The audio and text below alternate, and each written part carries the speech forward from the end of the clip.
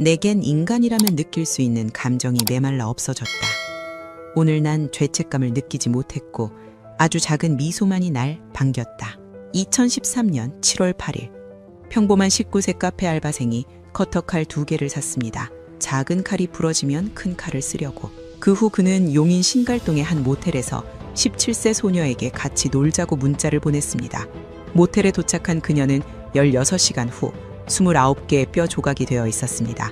범인은 시신 훼손 사진을 찍어 친구들에게 전송했습니다. 작업 중 내 작품. 대한민국 최연소 무기수가 된 청년의 충격적인 사건. 지금부터 그 끔찍한 진실을 공개합니다. 이야기를 시작하기 전에 무료 버튼인 구독과 좋아요 한 번씩만 눌러주시면 많은 분들이 범죄, 사기 피해를 예방하는 데 큰 도움이 됩니다. 그럼 어메이징 미스터리 지금 바로 시작합니다. 2013년 7월 7일 일요일 무더운 여름밤이었습니다. 성남시 분당구의 한 커피 전문점에서 아르바이트를 마친 19세 청년 심기섭은 평소처럼 퇴근길에 올랐습니다. 이날 저녁 그는 중학교 동창인 최모 씨를 만나기로 했습니다. 오랜만에 만난 두 청년은 함께 시간을 보내기로 했죠. 그들이 선택한 곳은 술집이 아니었습니다. DVD방에 들어가 영화를 감상했고 이어서 당구장으로 자리를 옮겨 당구를 치며 담소를 나눴습니다. 특별할 것 없는 평범한 주말밤의 풍경이었습니다. 19세 청년들이 흔히 즐기는 소소한 일상에 지나지 않았죠. 시간은 어느새 깊은 밤을 넘어 새벽으로 접어들고 있었습니다. 밤샘 놀이에 지친 두 청년은 피로를 느끼기 시작했습니다. 집으로 돌아가기엔 이미 대중교통이 끊긴 시각이었고 택시비를 아끼고 싶었던 그들은 근처에서 잠깐 쉬어가기로 결정했습니다. 새벽 5시 30분경 심기섭과 최모 씨는 용인시 지흥구 신갈동에 위치한 한 모텔로 향했습니다. 그들이 투숙한 곳은 807호였습니다. 모텔 방문을 열고 들어선 두 청년은 잠시 TV를 켜고 이런저런 이야기를 나누다가 곧 잠자리에 들었습니다. 긴 밤을 보낸 후 찾아온 휴식의 시간이었습니다. 이 순간만 해도 누구도 예상할 수 없었습니다. 이곳이 끔찍한 비극의 현장이 될 것이라는 사실을 말입니다. 심기섭, 그는 어떤 청년이었을까요? 겉으로 보기에 그는 평범한 19세 청년에 불과했습니다. 커피 전문점에서 아르바이트를 하며 생활비를 벌고 친구들과 어울려 주말을 보내는 평범한 일상을 살아가고 있었죠. 하지만 그의 과거를 들여다보면 조금 특별한 배경이 있었습니다. 심기섭은 어린 시절 부친을 따라 이란에서 거주한 적이 있었습니다. 낯선 땅에서의 유년기를 보낸 그는 이후 한국으로 귀국했지만 학교 생활에 쉽게 적응하지 못했습니다. 문화적 차이와 연어적 배양벽, 그리고 또래 집단과의 괴리감은 어린 심기섭에게 큰 부담으로 다가왔습니다. 결국 그는 학교를 자퇴하고 다시 재입학하는 과정을 반복하며 불안정한 학창시절을 보냈습니다. 그럼에도 불구하고 심기섭에게는 꿈이 있었습니다. 그는 기타 연주를 무척 좋아했습니다. 여가 시간이면 기타를 들고 멜로디를 연주하며 시간을 보냈죠. 음악에 대한 그의 열정은 단순한 취미를 넘어서는 것처럼 보였습니다. 그리고 그는 언젠가 프랑스로 유학을 가고 싶다는 소망을 품고 있었습니다. 예술의 나라 프랑스에서 자신의 음악적 재능을 펼치고 싶었던 것일까요? 주변 사람들이 본 심기섭은 그저 평범한 청년이었습니다. 조용하고 내성적이며 때로는 자신만의 세계에 빠져있는 듯한 모습을 보이기도 했지만 특별히 위험해 보이거나 폭력적인 성향을 드러내지는 않았습니다. 친구들과 어울리고 아르바이트를 하고 음악을 즐기는 평범한 19세 청년의 모습 그 자체였죠. 하지만 그의 내면 깊은 곳에는 아무도 알지 못하는 어둠이 자리하고 있었습니다. 겉으로 드러나는 평범함 뒤에 숨겨진 그 무언가는 곧 상상조차 할 수 없는 끔찍한 형태로 세상의 모습을 드러내게 됩니다. 2013년 7월 7일 밤 용인시 기흥구 신갈동 모텔 807호에 투숙한 심기섭은 아직 아무것도 저지르지 않은 상태였습니다. 그저 친구와 함께 잠을 청하는 평범한 청년이었을 뿐입니다. 하지만 다음날 오후부터 그의 삶은 그리고 한 소녀의 운명은 돌이킬 수 없는 나락으로 떨어지게 됩니다. 2013년 7월 8일 그날은 대한민국 범죄사에 지울 수 없는 비극으로 기록될 하루의 시작이었습니다. 무더운 여름밤 모텔 807호에는 고요한 정막만이 흐르고 있었습니다. 2013년 7월 8일 월요일 오후 2시 40분경 심기섭이 잠에서 깼습니다. 새벽부터 잠들었던 그는 오후 시간이 되어서야 비로소 눈을 떴습니다. 옆에는 친구 최모 씨가 여전히 잠들어 있었죠. 심기섭은 침대에서 일어나 휴대폰을 집어들었습니다. 화면을 켜고 연락처를 확인하던 그는 어떤 생각을 했던 걸까요? 그는 친구 소개로 알게 된 17세 소녀 김모양에게 같이 놀자며 문자 메시지를 보냈습니다. 김양은 심기섭과 그리 오래 알고 지낸 사이는 아니었습니다. 공통 친구를 통해 최근에 알게 된 사이였죠. 하지만 메시지를 받은 김양은 별다른 의심 없이 만남을 수락했습니다. 여름방학 중이던 17세 소녀에게 친구들과의 만남은 자연스러운 일상이었으니까요. 오후 3시 30분경 김양이 용인시 기운구 신갈동 모텔에 도착했습니다.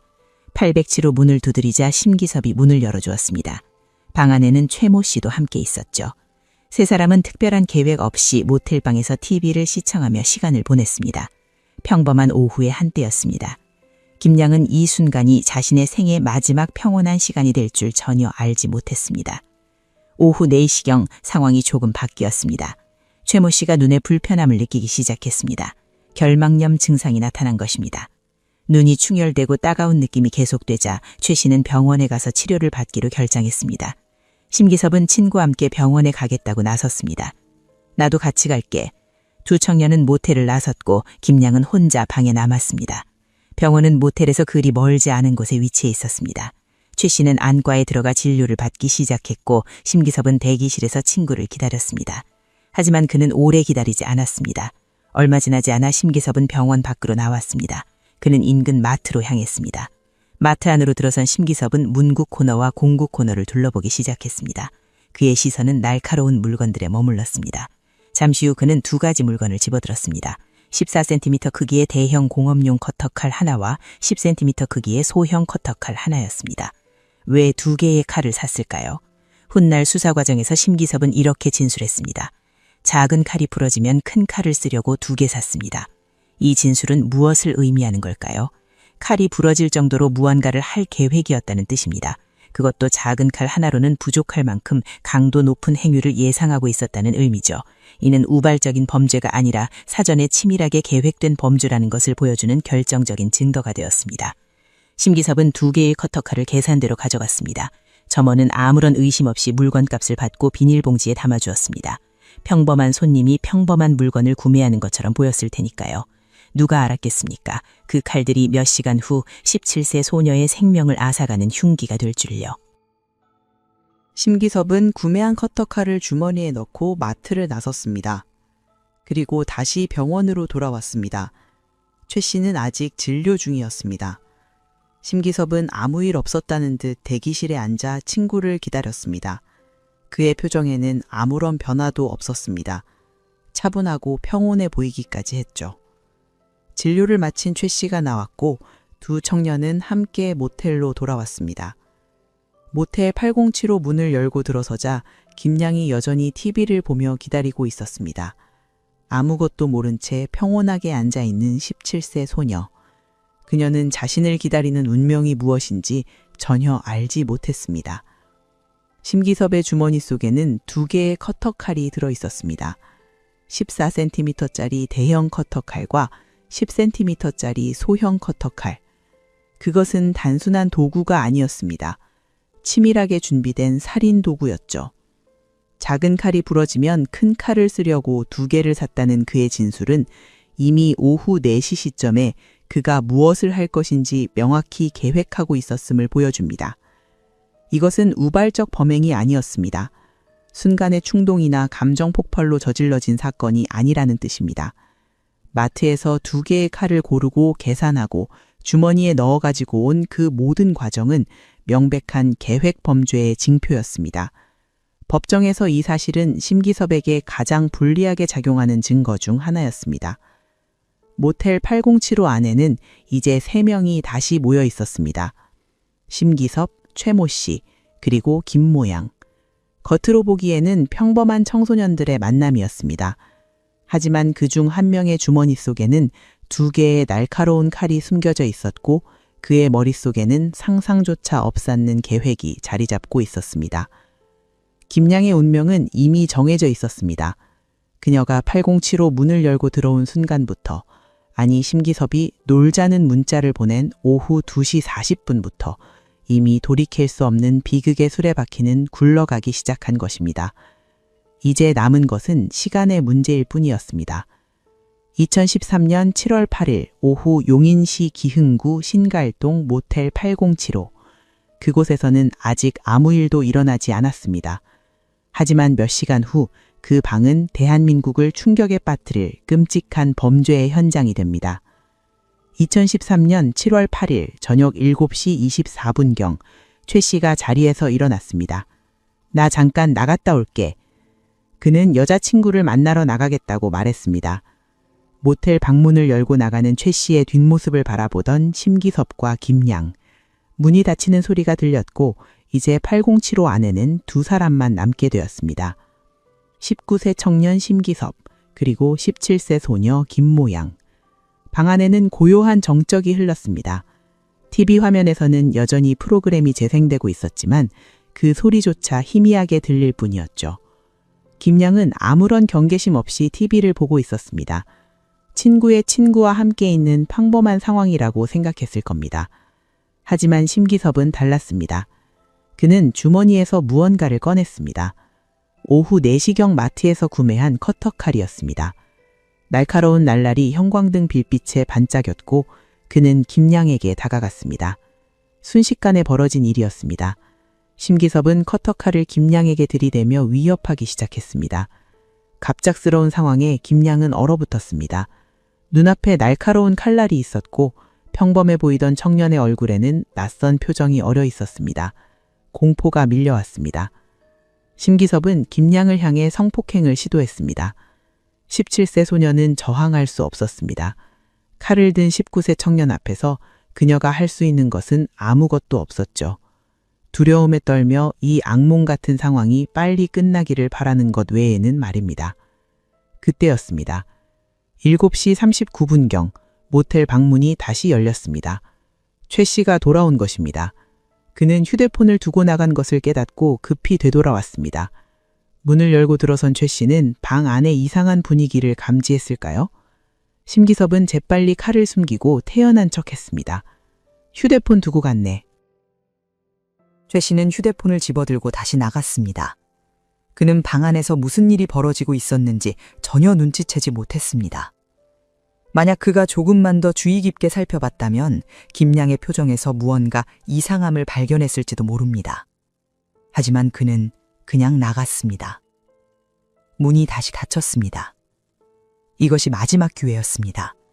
김양을 구할 수 있었던, 이 끔찍한 비극을 막을 수 있었던 단 하나의 순간이었죠. 하지만 그 기회는 그렇게 스쳐 지나갔습니다. 최 씨는 여자친구를 만나러 다시 모텔을 떠났고 807호에는 또다시 심기섭과 김양만 남게 되었습니다. 7시 46분경 김양이 움직였습니다. 그녀는 휴대폰을 꺼내 카카오톡 메시지를 보내려 했습니다. 아마도 도움을 요청하려 했을 것입니다. 이 상황에서 벗어나고 싶었을 겁니다. 누군가에게 어떤 식으로든 자신의 위험을 알리고 싶었을 테니까요. 하지만 심기섭은 그것을 허락하지 않았습니다. 그는 재빨리 김양의 손에서 휴대폰을 빼앗았습니다. 17세 소녀의 마지막 희망이 사라지는 순간이었습니다. 김양은 필사적으로 휴대폰을 되찾으려 했을 것입니다. 하지만 역부족이었죠. 김양은 도망치려 했습니다. 모텔방 문을 향해 달려가려 했습니다. 이곳에서 벗어나야 한다는 본능적인 생존 욕구가 그녀를 움직였습니다. 그녀는 소리를 질렀습니다. 도와달라고, 살려달라고 외쳤을 겁니다. 심기섭은 그녀를 붙잡았습니다. 문으로 향하던 김양의 팔을 붙잡아 뒤로 끌어당겼습니다. 17세 소녀는 균형을 잃고 바닥에 넘어졌습니다. 그리고 심기섭은 그녀의 위에 올라탔습니다. 그의 손이 김양의 목으로 향했습니다. 양손으로 17세 소녀의 가느다란 목을 조르기 시작했습니다. 김양은 숨을 쉴 수 없었습니다. 필사적으로 저항했지만 19세 청년의 힘을 당해낼 수 없었습니다. 그녀의 손이 허공을 휘저었고 다리가 바동거렸습니다. 하지만 심기섭은 멈추지 않았습니다. 목을 조르는 손에 더욱 힘을 주었습니다. 김양의 저항은 점점 약해졌습니다. 처음에는 격렬하게 몸부림치던 그녀의 움직임이 점차 느려지기 시작했죠. 숨을 쉬려는 본능적 몸부림이 서서히 잦아들었습니다. 그리고 마침내 모든 움직임이 멈췄습니다. 17세 소녀 김모양의 생명이 그렇게 끊어졌습니다. 2013년 7월 8일 저녁 용인시 기흥구 신갈동 모텔 807호에서 일어난 일이었습니다. 여름방학을 맞아 친구들과 만나 즐거운 시간을 보내려 했던 평범한 17세 소녀가 그렇게 생을 마감했습니다. 심기섭은 숨이 끊어진 김양을 내려다보았습니다. 그의 표정에는 어떤 감정이 있었을까요? 후회? 공포? 죄책감? 아니면 아무것도 느끼지 못했을까요? 나중에 그가 SNS에 남긴 글을 보면 그는 이 순간 어떠한 죄책감도 느끼지 못했다고 고백했습니다. 내겐 인간이라면 느낄 수 있는 감정이 메말라 없어졌다. 그가 직접 쓴 문장입니다. 17세 소녀의 생명을 빼앗은 직후 그는 인간으로서 느껴야 할 감정을 전혀 느끼지 못했다고 말했습니다. 이것이 과연 19세 청년이 할 수 있는 말일까요? 모텔 807호의 시계는 계속 흘러가고 있었습니다.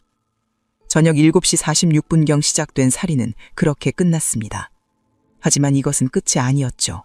오히려 시작에 불과했죠. 앞으로 심기섭이 저지를 행위는 단순한 살인보다 훨씬 더 끔찍하고 상상조차 할 수 없는 그런 것이었습니다. 17세 소녀의 생명이 꺼진 그 방에서 대한민국 범죄사의 길이 남을 악몽이 시작되고 있었습니다. 2013년 7월 8일 밤 8시경 모텔 807호에서 상상조차 할 수 없는 일이 벌어지기 시작했습니다. 심기섭은 숨이 끊어진 김양의 시신 앞에 서 있었습니다. 정상적인 인간이라면 이 순간 공포와 죄책감에 사로잡혔을 것입니다. 자신이 저지른 행위의 무게를 깨닫고 두려움에 떨었을 겁니다. 하지만 심기섭은 달랐습니다. 그는 형법상 사체 오욕에 해당하는 극악한 범죄를 저질렀습니다. 생명이 꺼진 시신을 대상으로 성행위를 한 것입니다. 이것은 단순한 살인을 넘어서는 행위였습니다. 인간으로서 가져야 할 최소한의 존엄성마저 짓밟는 짓이었죠. 법정에서 이 혐의는 별도로 기소되었고 심기섭의 인격적 결함을 보여주는 결정적 증거가 되었습니다. 밤 9시경 심기섭은 다음 단계로 넘어갔습니다. 그는 시신을 화장실 욕조로 옮겼습니다. 바닥에 누워있던 김양의 몸을 끌고 가 욕조 안에 눕혔습니다. 왜 욕조로 옮겼을까요? 그가 다음에 할 일을 위해서는 욕조가 필요했기 때문입니다. 심기섭은 주머니에서 커터칼을 꺼냈습니다. 오후 4시경 마트에서 구매한 14cm 대형 공업용 커터칼이었습니다. 작은 칼이 부러지면 큰 칼을 쓰려고 준비했던 바로 그 칼이었죠. 그리고 그는 욕조 안의 시신을 향해 칼을 들었습니다. 무엇을 했는지는 구체적으로 묘사하진 않겠습니다. 다만 이것만은 말씀드려야 합니다. 그가 저지른 행위는 인간의 상상을 초월하는 것이었다는 사실입니다. 공업용 커터칼을 이용해 시신을 훼손하기 시작한 이 작업은 믿을 수 없게도 다음 날 오후 1시까지 계속되었습니다. 16시간 동안 말입니다. 밤 9시부터 시작된 훼손 작업은 밤새도록 이어졌습니다. 자정이 지나고 새벽이 되고 아침 해가 떠오르고 다시 정오가 지나도록 심기섭은 멈추지 않았습니다. 무엇이 16세 청년을 16시간 동안 그런 행위를 하게 만들었을까요? 그 과정에서 예상치 못한 문제가 발생했습니다. 화장실 변기가 막힌 것입니다. 심기섭은 당황하지 않았습니다. 그는 모텔 프런트에 전화를 걸었습니다. 전화를 받은 직원에게 그는 태연하게 말했습니다. 화장실 변기가 막혔는데 뚫어뻥 좀 빌려줄 수 있나요? 직원은 아무런 의심 없이 뚫어뻥을 807호로 가져다 주었습니다. 그들은 전혀 몰랐습니다. 그 방 안에서 무슨 일이 벌어지고 있는지를요. 평범한 투색객의 평범한 요청처럼 보였을 테니까요. 심기섭의 침착함은 놀라울 정도였습니다. 그는 변기를 뚫고 다시 작업을 계속했습니다. 방 안에 피냄새가 진동하자 환기를 시켰습니다. 창문을 열어 바깥 공기를 들이고 세정제를 사용해 냄새를 제거하려 했습니다. 마치 청소를 하듯이 차분하게 작업을 진행했죠. 그리고 더욱 충격적인 행동이 이어졌습니다. 심기섭은 범행 도중 휴대폰을 꺼냈습니다. 그리고 사진을 찍기 시작했습니다. 무엇을 찍었는지는 말하지 않겠습니다. 다만 그 사진들이 나중에 결정적 증거가 되었다는 사실만 전하겠습니다. 사진을 찍는 것만으로도 부족했던 걸까요? 그는 친구에게 메시지를 보냈습니다. 자신이 찍은 사진을 첨부해서 말입니다. 전 여자친구에게도 같은 사진을 전송했습니다. 그리고 이런 메시지를 함께 보냈습니다. 작업 중, 내 작품. 자신이 하고 있는 일을 작업이라고 표현했고 그 결과물을 작품이라고 불렀습니다. 17세 소녀의 시신을 훼손하는 끔찍한 범죄 행위를 마치 예술작품을 만드는 것처럼 여긴 것입니다. 메시지를 받은 친구들은 경악했습니다. 처음에는 장난인 줄 알았습니다. 심기섭이 영화나 게임 장면을 캡처해서 보낸 것이라고 생각했죠. 하지만 사진을 자세히 보면 볼수록 불안감이 커졌습니다.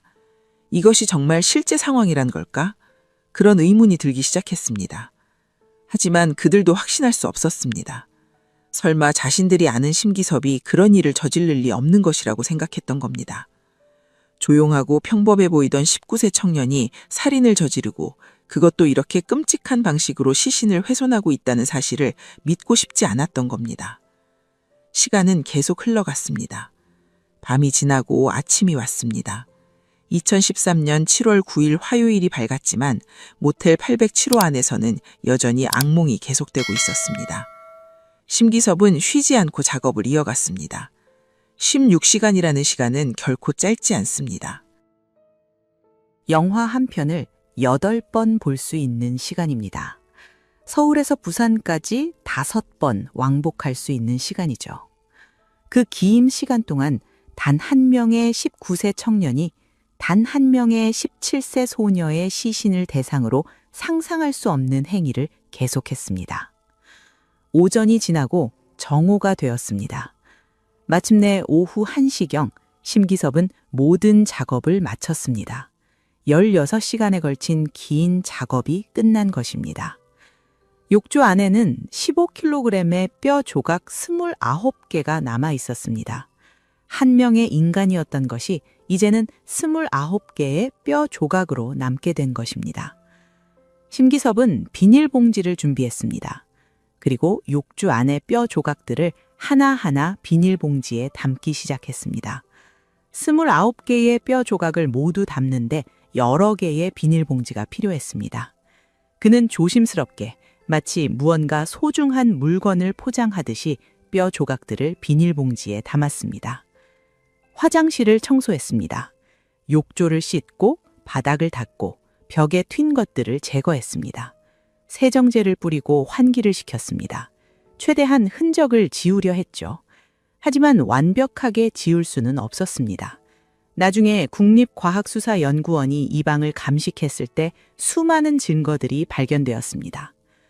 오후 2시경 심기섭은 모텔을 나섰습니다.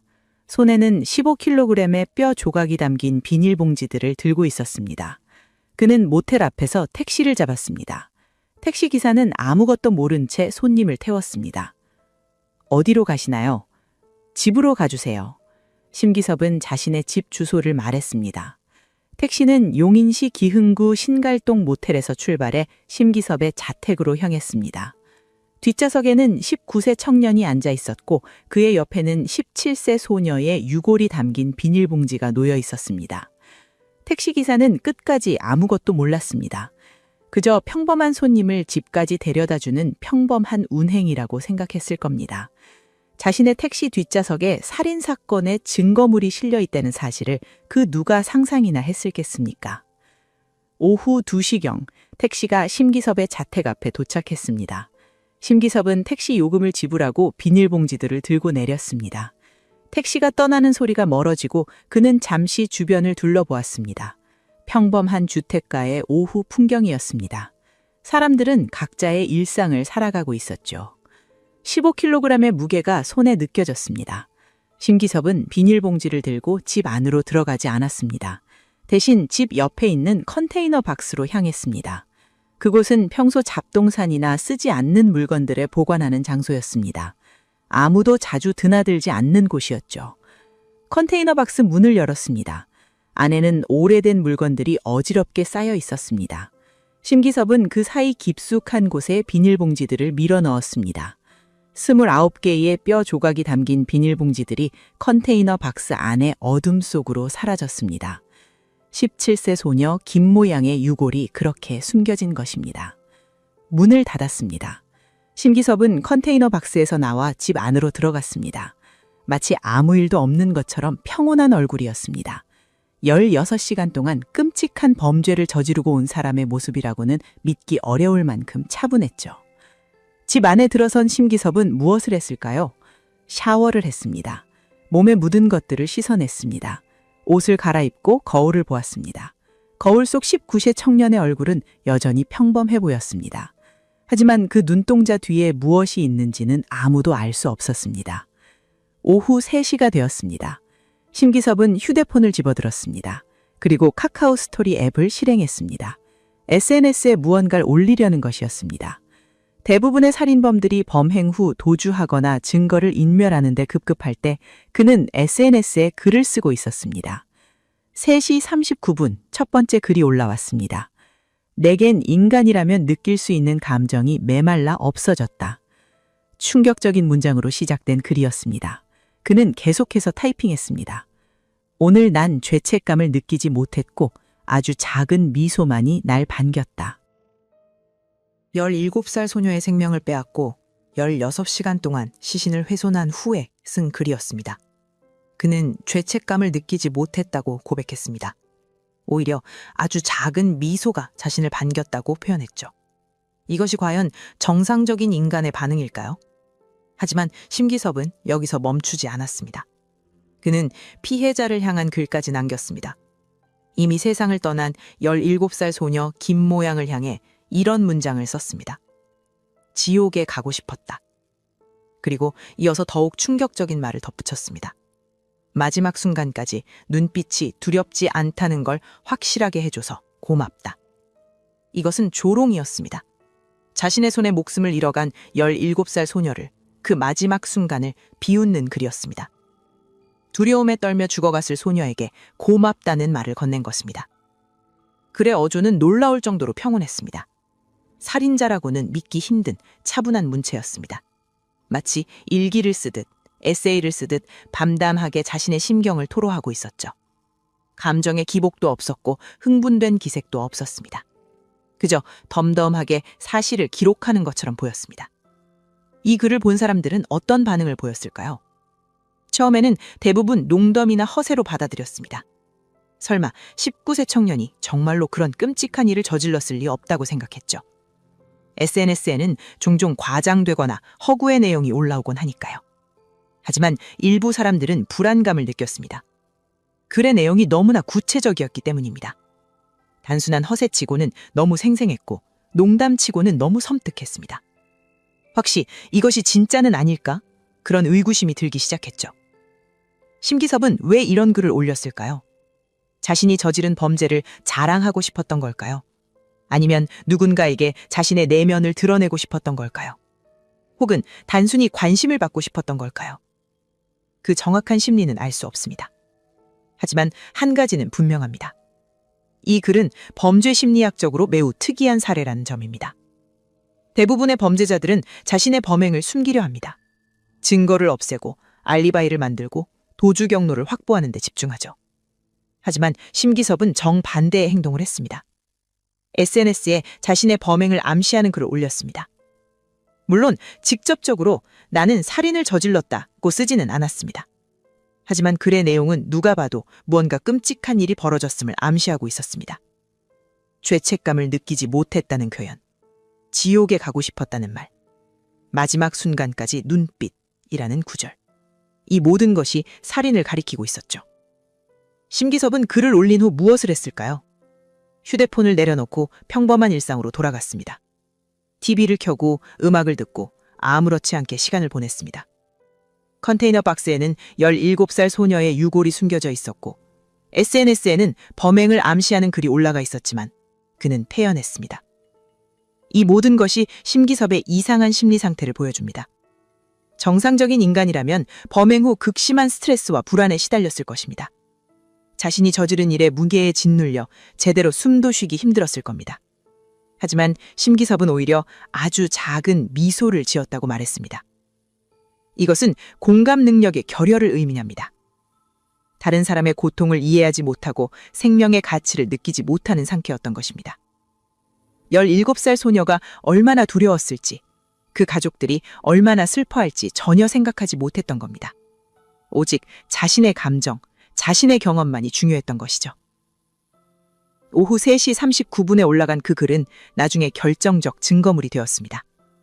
수사기관이 심기섭의 SNS를 분석했을 때 이 글은 그가 범행 족후 어떤 심리 상태였는지를 보여주는 명백한 증거물이었습니다.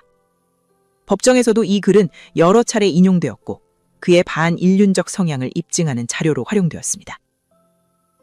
2013년 7월 9일 오후 심기섭의 집 옆 컨테이너 박스에는 17살 소녀의 유골이 숨겨져 있었습니다. 그리고 그의 SNS에는 평온한 어조로 쓰인 끔찍한 고백이 올라가 있었습니다. 세상은 아직 이 사건에 대해 전혀 알지 못했습니다. 하지만 곧, 아주 곧 모든 것이 드러나게 됩니다. 2013년 10월 9일 저녁, 심기섭의 친구 김모 씨는 불안한 마음을 떨쳐낼 수 없었습니다. 전날 밤 심기섭으로부터 받은 메시지가 계속 머릿속을 맴돌았습니다. 그 기괴한 사진들과 함께 온 작업 중 내 작품이라는 문구. 처음에는 장난이라고 생각했지만 시간이 지날수록 불안감이 커졌습니다. 설마 진짜는 아니겠지. 하지만 그 설마가 자꾸만 흔들렸습니다. 사진 속 내용이 너무 생생했기 때문입니다. 영화나 게임 장면이라고 하기에는 뭔가 이상했습니다. 그리고 오늘 오후 심기섭이 SNS에 올린 글을 보고 나서는 더 이상 견딜 수가 없었습니다. 내겐 인간이라면 느낄 수 있는 감정이 메말라 없어졌다. 이런 글을 올릴 사람이 정상일 리 없었습니다. 김 씨는 심기섭에게 연락을 취하기로 결정했습니다. 직접 만나서 확인해야겠다고 생각했죠. 혹시 무슨 일이 있는 건 아닌지 심기섭의 상태를 확인해야 했습니다. 김 씨는 심기섭에게 만남을 제안했습니다. 심기섭은 흔쾌히 응했습니다. 거부하거나 회피하지 않았습니다. 오히려 평소처럼 자연스럽게 약속 장소와 시간을 정했죠. 마치 아무 일도 없었던 것처럼 말입니다. 약속 시간이 다가왔습니다. 심기섭은 집을 나서 약속 장소로 향했습니다. 버스 정류장에서 버스를 기다리다가 버스에 올라 창밖을 바라보며 이동했습니다. 평범한 일상의 한 장면이었습니다. 그 누구도 이 청년이 어젯밤부터 오늘 오후까지 끔찍한 범죄를 저질렀다고 상상하지 못했을 겁니다. 버스 안에서 심기섭은 다시 휴대폰을 꺼냈습니다. 그리고 또다시 카카오 스토리에 글을 올렸습니다. 이번에는 어떤 내용이었을까요? 체리 블라썸, 언제 맡아도 그리운 냄새, 은은하게 나니 편하다. 체리 블라썸, 벚꽃 향기를 의미하는 말이었습니다. 그는 무언가의 향기를 맡고 있었던 걸까요? 아니면 단순히 시적인 표현을 쓴 것일까요? 그 정확한 의미는 알 수 없습니다. 다만 그가 편하다고 느끼고 있었다는 사실만은 분명합니다. 평범한 일상을 보내는 19세 청년의 모습이었습니다. 버스를 타고 친구를 만나러 가며 SNS에 감성적인 글을 올리는 평범한 청년. 하지만 그의 집 컨테이너 박스에는 17세 소녀의 유골이 숨겨져 있었고 그의 손은 16시간 동안 끔찍한 범죄를 저지른 손이었습니다. 약속 장소에 도착했습니다. 김 씨가 먼저 와서 기다리고 있었습니다. 심기섭을 보는 김 씨의 눈빛은 복잡했을 겁니다. 친구를 보는 반가움과 동시에 혹시 모를 두려움이 섞여 있었을 테니까요. 왔어? 오래 기다렸어? 평범한 인사가 오갔습니다. 두 청년은 함께 걸으며 이야기를 시작했습니다. 처음에는 일상적인 대화였습니다. 날씨 이야기, 근황 이야기, 별것 아닌 잡담들이 오갔죠. 하지만 김 씨는 본론으로 들어갔습니다. 어제 보낸 그 메시지 말인데. 심기섭은 대답하지 않았습니다. 그저 김 씨를 바라보고 있었죠. 김 씨는 조심스럽게 질문을 이어갔습니다. 그게 진짜야? 잠시 침묵이 흘렀습니다. 심기섭의 입이 열렸습니다. 그리고 그는 모든 것을 털어놓기 시작했습니다. 자신이 어제 무엇을 했는지, 어떻게 했는지, 왜 했는지 담담한 목소리로 차근차근 설명했습니다. 김 씨는 믿을 수 없는 표정으로 심기섭을 바라보았습니다. 이것이 정말 현실인가 싶었죠. 김 씨는 충격에 빠졌습니다. 친구가 살인을 저질렀다는 사실도 충격이었지만 그 이후에 벌어진 일들은 상상조차 할 수 없는 것이었습니다. 16시간 동안 시신을 훼손했다는 이야기, 유골을 집 컨테이너에 숨겼다는 이야기. 너 미쳤어? 김 씨가 물었습니다. 하지만 심기섭의 표정에는 변화가 없었습니다. 오히려 담담했습니다. 자신이 저지른 일을 담담하게 설명하는 그의 모습은 정상적인 인간의 반응이 아니었습니다. 김 씨는 심기섭을 설득하기 시작했습니다. 자수해. 지금이라도 경찰서에 가서 다 털어놓아. 하지만 심기섭은 쉽게 대답하지 않았습니다. 그는 망설이는 것 같았습니다. 자수를 해야 한다는 것은 알지만 선뜻 결정을 내리지 못하는 모습이었죠. 김 씨는 계속해서 설득했습니다. 이대로 가면 더 큰일 나. 지금이라도 자수하면 그나마 낫지 않겠어? 심기섭은 친구의 말을 들으며 고민했습니다. 시간이 흘렀습니다. 둘 사이에는 무거운 침묵만이 흘렀죠. 김 씨는 끈질기게 자수를 권유했고 심기섭은 그 말을 듣고 있었습니다. 해가 지고 저녁이 되었습니다. 두 청년은 여전히 함께 있었습니다. 김 씨는 심기섭을 혼자 보낼 수 없었습니다. 혹시 도주하거나 다른 일을 저지르지는 않을까 걱정되었기 때문입니다. 심기섭도 김 씨 곁을 떠나지 않았습니다. 오후 6시 28분 심기섭이 다시 휴대폰을 꺼냈습니다. 그리고 SNS에 마지막 글을 올렸습니다. 오늘따라 마음이 편하다. 미움도 받겠지만 편하게 가자. 이 글은 무엇을 의미하는 걸까요? 편하게 가자는 표현은 아마도 자수를 결심했다는 의미였을 것입니다. 친구의 설득을 받아들이고 이제 경찰서에 가기로 마음먹은 것이죠. 미움도 받겠지만 이라는 문구도 의미심장합니다. 자신이 저지른 일이 얼마나 끔찍한지 사람들이 자신을 얼마나 증오할지 알고 있었다는 뜻입니다. 하지만 그럼에도 편하다고 표현했습니다. 죄책감보다는 오히려 짐을 내려놓는다는 안도감 같은 것을 느꼈던 걸까요? 시간은 계속 흘러갔습니다. 저녁이 지나고 밤이 되었습니다. 김 씨와 심기섭은 여전히 함께 있었습니다. 자수하기로 결심은 했지만 쉽게 발걸음이 떨어지지 않았던 것 같습니다. 심기섭은 머뭇거렸고 김 씨는 계속해서 용기를 북돋아 주었습니다. 밤 11시가 넘었습니다. 자정이 가까워지고 있었습니다. 7월 9일이 끝나가고 7월 10일이 시작되려고 하고 있었죠. 그때 심기섭이 입을 열었습니다. 경찰서에 가자. 김 씨는 안도의 한숨을 내쉬었습니다. 드디어 심기섭이 결심을 굳힌 것입니다. 두 청년은 용인 동부경찰서로 향했습니다. 2013년 7월 12일 새벽 0시 30분경이었습니다. 용인 동부경찰서 정문이 보였습니다. 심기섭은 잠시 발걸음을 멈추고 경찰서 건물을 바라보았습니다. 이 문을 들어서면 모든 것이 끝난다는 것을 알고 있었을 겁니다. 자유로운 삶은 이것이 마지막이라는 것을 말이죠. 하지만 그는 들어갔습니다. 김 씨와 함께 경찰서 안으로 걸어 들어간 심기섭은 당직 경찰관에게 말했습니다. 제가 살인을 저질렀습니다. 경찰관들은 처음에는 믿지 않았습니다. 19세 청년이 새벽에 나타나 살인을 자백하다니 술에 취하거나 정신이 이상한 사람이라고 생각했을 겁니다.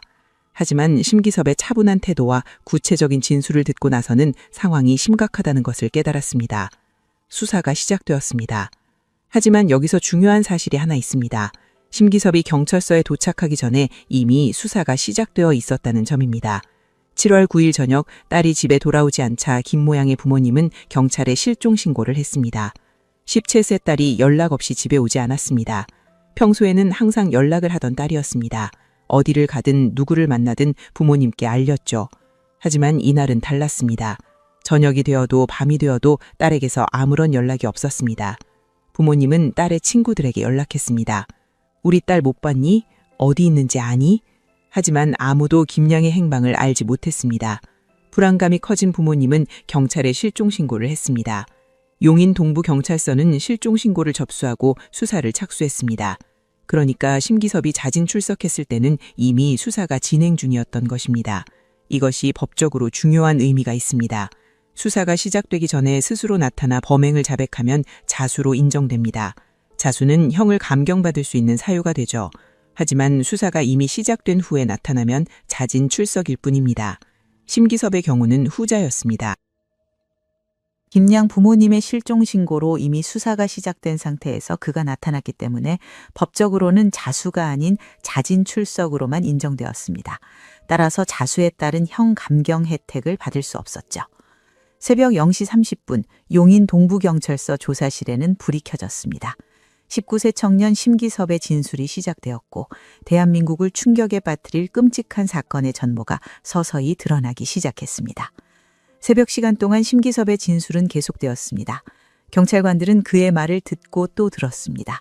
처음에는 믿기 어려웠던 내용들이 점점 구체적으로 드러나면서 이것이 실제로 일어난 일이라는 확신이 들기 시작했습니다. 심기섭은 자신이 무엇을 했는지 상세하게 설명했습니다. 유골을 어디에 숨겼는지도 말했습니다. 집 옆 컨테이너 박스에 있습니다. 그리고 일부는 모텔 정화조에. 경찰은 즉시 증거 확보에 나섰습니다. 수사팀이 심기섭의 자택으로 향했고 또 다른 팀은 용인시 기흥구 신갈동 모텔로 출동했습니다. 새벽부터 긴급하게 움직이는 경찰의 모습에 주변 주민들도 무슨 일인가 싶어 창밖을 내다보았습니다. 심기섭의 자택에 도착한 수사팀은 컨테이너 박스로 향했습니다. 문을 열자 안에서 비닐봉지들이 발견되었습니다. 심기섭의 진술대로였습니다. 경찰관들은 조심스럽게 비닐봉지를 수거했습니다. 안에는 29개의 뼈조각이 들어있었습니다. 총 무게 15kg, 한 명이 인간이었던 17세 소녀의 유골이었습니다. 집안 수색도 이루어졌습니다. 심기섭의 방에서 장롱을 열었을 때 그곳에서도 일부 유골이 발견되었습니다. 그는 컨테이너 박스에만 숨긴 것이 아니라 자신의 방 장롱 안에도 일부를 보관하고 있었던 것입니다. 이것이 의미하는 바는 무엇일까요? 모텔로 간 수사팀도 작업을 시작했습니다. 807호는 이미 다른 손님이 사용하고 있었지만 경찰은 긴급하게 객실을 폐쇄하고 현장 감식에 착수했습니다. 화장실 정화조를 뚫어보니 그곳에서도 뼈조각들이 발견되었습니다. 심기섭이 변기를 통해 일부를 버렸던 것입니다. 국립과학수사연구원 감식팀이 투입되었습니다. 모텔 807호 방 전체가 증거 확보 대상이 되었습니다. 특수약품을 뿌리자 육안으로는 보이지 않던 혈흔 반응이 나타나기 시작했습니다. 침대, 벽, 화장실, 욕조, 바닥 곳곳에서 혈흔이 검출되었습니다. 아무리 청소를 해도 완전히 지울 수는 없었던 것입니다. 심기섭이 세정제를 뿌리고 환기를 시키며 흔적을 지우려 했지만 과학수사 앞에서는 무용지물이었습니다. 16시간 동안 그 좁은 공간에서 벌어진 일의 흔적들이 하나하나 드러났습니다. 수사는 빠르게 진행되었습니다. 심기섭의 휴대폰도 압수되었습니다. 그가 친구들에게 보냈던 끔찍한 사진들이 그대로 남아 있었습니다. 작업 중 내 작품이라는 메시지와 함께 전송된 사진들은 그의 범행을 입증하는 결정적 증거가 되었습니다. SNS 계정도 분석되었습니다. 카카오 스토리에 올라간 글들이 모두 확보되었습니다. 내겐 인간이라면 느낄 수 있는 감정이 메말라 없어졌다. 오늘 난 죄책감을 느끼지 못했고 아주 작은 미소만이 날 반겼다. 지옥에 가고 싶었다. 마지막 순간까지 눈빛이 두렵지 않다는 걸 확실하게 해줘서 고맙다. 는 글들이 모두 증거로 채택되었습니다. 7월 10일 낮에 사건이 언론에 보도되기 시작했습니다. 용인 모텔에서 19세 청년이 17세 소녀 살해 후 시신 훼손. 뉴스 속보가 터져 나왔습니다. 사건의 잔혹성이 알려지면서 전국이 충격에 휩싸였습니다. 단순한 살인이 아니라 16시간 동안 시신을 훼손했다는 내용에 사람들은 경악했습니다. 용인 동부경찰서 앞에는 취재진이 몰려들었습니다. 카메라를 든 기자들이 경찰서 입구를 둘러쌌습니다. 그들이 기다렸던 것은 바로 용의자 심기섭의 모습이었습니다. 어떤 얼굴을 하고 있을까? 어떤 표정을 짓고 있을까? 심기섭이 호송되는 장면이 카메라에 잡혔습니다. 수갑을 찬 19세 청년의 모습이었습니다. 기자들이 일제히 질문을 쏟아냈습니다. 왜 죽였습니까? 심기섭이 대답했습니다. 도망가려 해서 죽였습니다. 그의 목소리는 담담했습니다. 감정의 기복이 없었죠. 또 다른 질문이 이어졌습니다. 왜 시신을 훼손했습니까? 내가 살려고 시신을 훼손했습니다. 자신이 살기 위해 시신을 훼손했다는 대답이었습니다. 증거를 인멸하기 위해서였단 뜻이겠죠. 하지만 16시간이나 걸린 훼손 작업이 단순히 증거인멸만을 목적으로 했다고 보기는 어려웠습니다. 언론 보도가 계속되면서 여론이 들끓기 시작했습니다. 인터넷 커뮤니티마다 이 사건에 대한 글이 올라왔습니다. 사람들은 분노했습니다. 어떻게 19세 청년이 이런 끔찍한 짓을 저지를 수 있느냐고 외쳤습니다.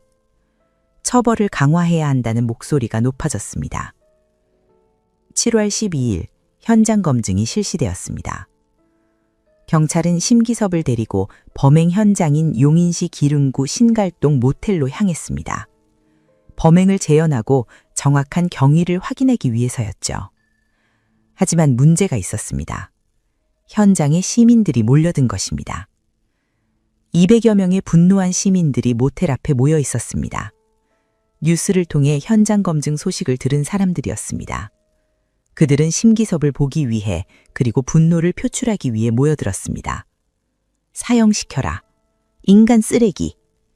욕설과 비난이 쏟아졌습니다.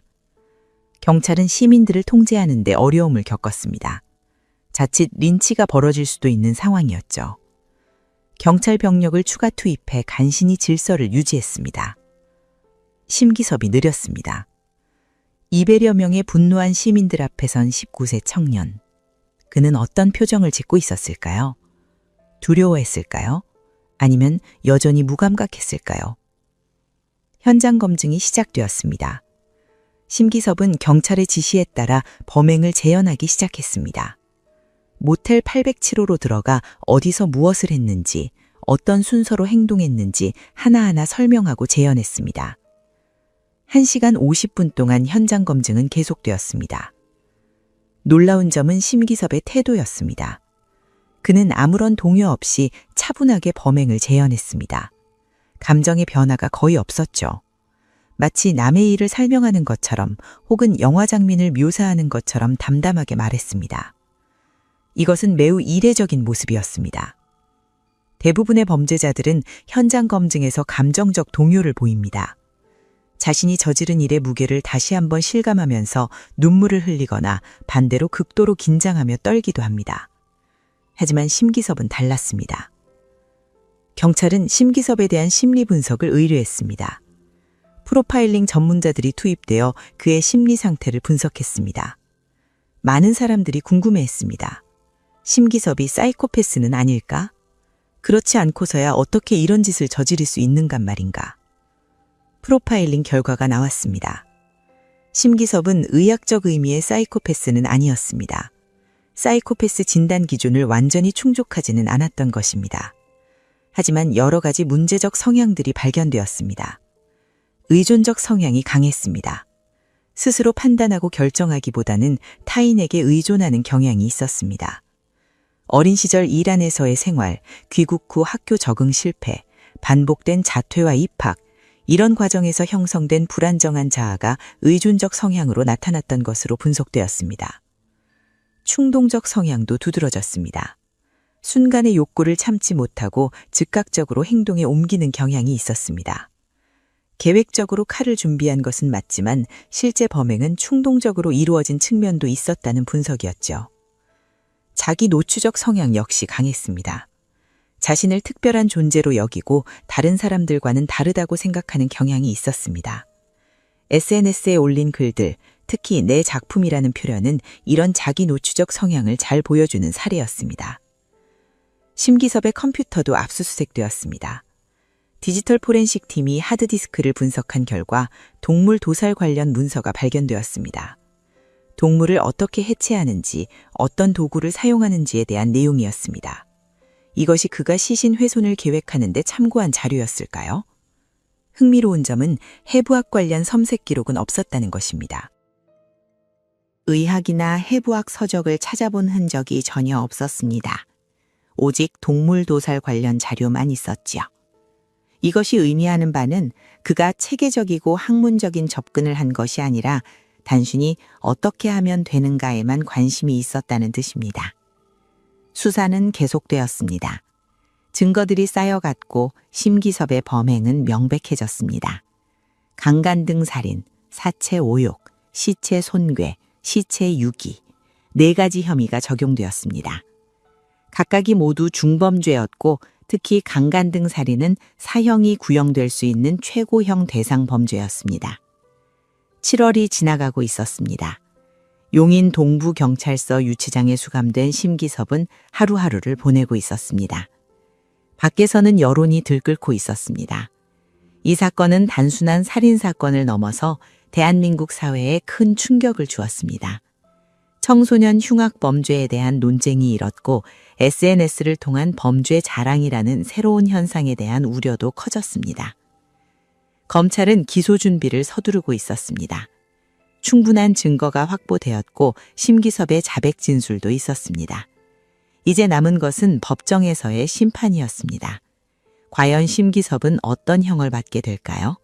그리고 그는 법정에서 어떤 태도를 보일까요? 17세 소녀 김모양의 부모님은 매일 눈물로 하루를 보내고 있었습니다. 눈에 넣어도 안 아플 딸을 그렇게 비참하게 잃었습니다.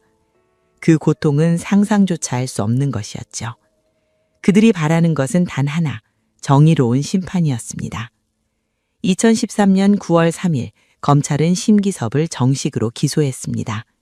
강간등 살인, 사체 오욕, 시체 손괴, 시체 유기, 4가지 혐의였습니다.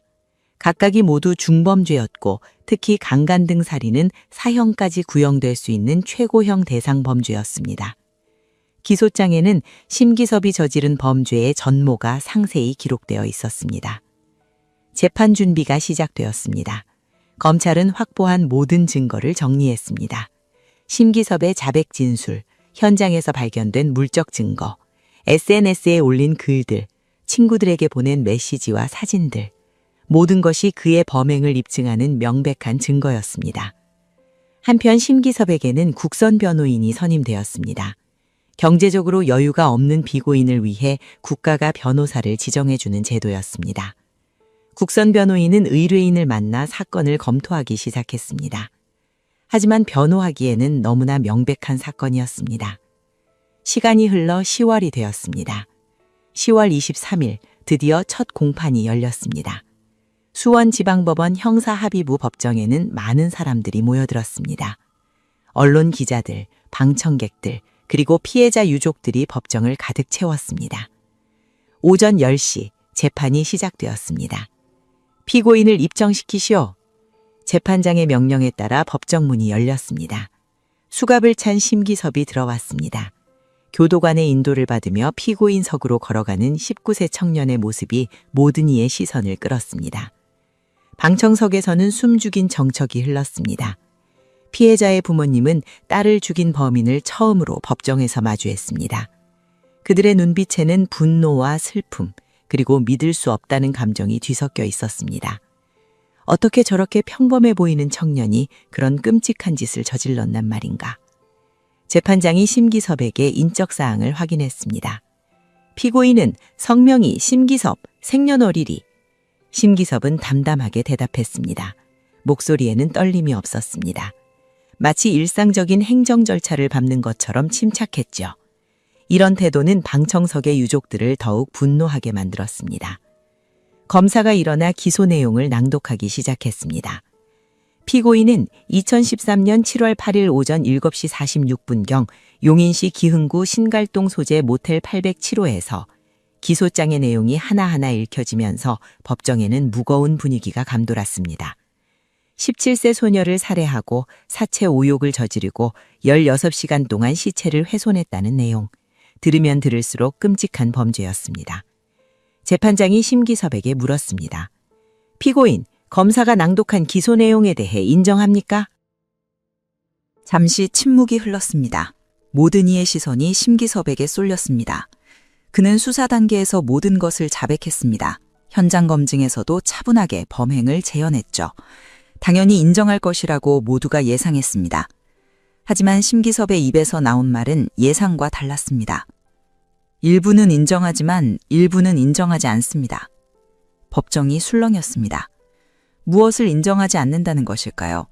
국선 변호인이 일어나 구체적으로 설명하기 시작했습니다. 피고인은 살인 혐의는 인정하지만 강간 혐의와 사체 오욕 혐의는 부인합니다. 방청석에서 웅성거림이 일어났습니다. 재판장이 방망이를 두드려 정숙을 요구했습니다. 검사는 믿을 수 없다는 표정으로 심기섭을 바라보았습니다. 심기섭의 주장은 이러했습니다.